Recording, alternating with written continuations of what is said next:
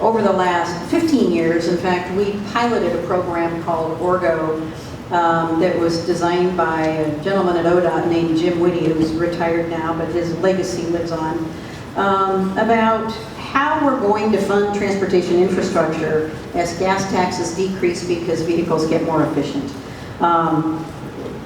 We started a program that allows people to opt in if they choose to and pay a road user fee instead of paying gas tax. It's very innovative. It's been going on for quite some time with limited use, but continues to get increased attention.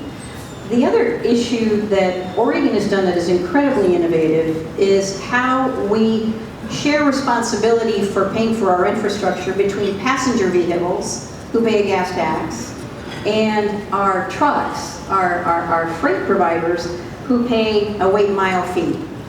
So they pay by the weight of the truck and they pay by the miles they drive. So they're actually paying for the use of the roadway.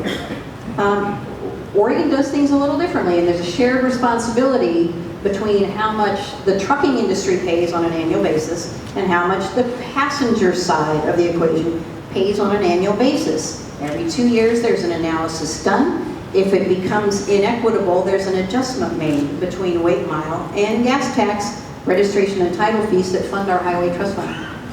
And I'm interested to hear your thoughts about the future of how we're going to fund transportation infrastructure, taking all those things into consideration. Where are we headed, Congressman?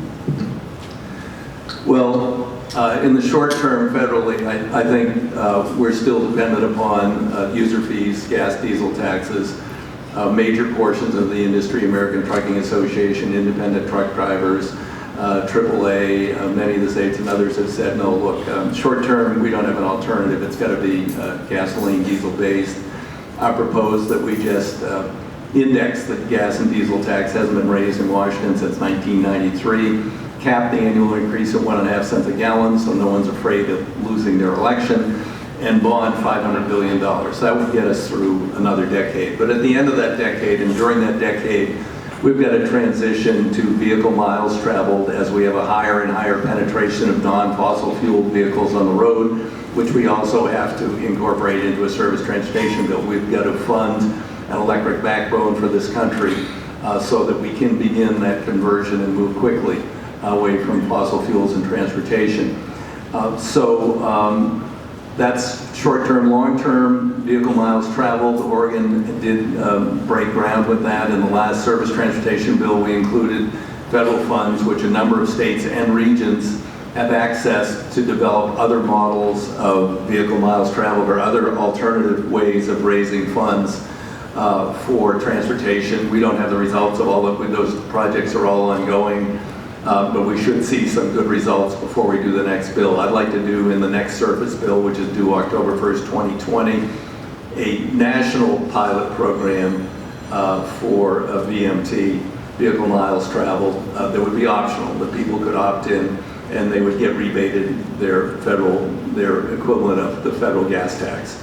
But secondly, the weight mile tax. When I was first in Congress, the trucking industry kept making a run on repealing our weight mile tax, the National Trucking Association and others. I beat them a number of times, and then finally they gave up. And now they recognize that actually, if looking at the alternatives, because the alternatives being proposed by these right-wing think tanks people is, we're just going to toll everything everywhere. In fact, Heritage says that after when you pull out of your driveway, you just start paying tolls. So the trucking industry is like, my God, we can't have like a proliferation of tolls and different rules all across the country. So actually, I have had some tentative and early discussions with them, and the American Trucking Association actually brought up and came to no conclusion at their last national conference the idea of a weight mile tax nationally. But in return, I would say, okay, if we move to a weight mile tax, we can do away with the huge excise tax on new trucks to help people buy new, more efficient trucks or electric trucks in the future. We can do away with the tax on truck tires. We can do away with a whole bunch of pesky things that are stupid, and instead we'll just pay by the burden you put on the system.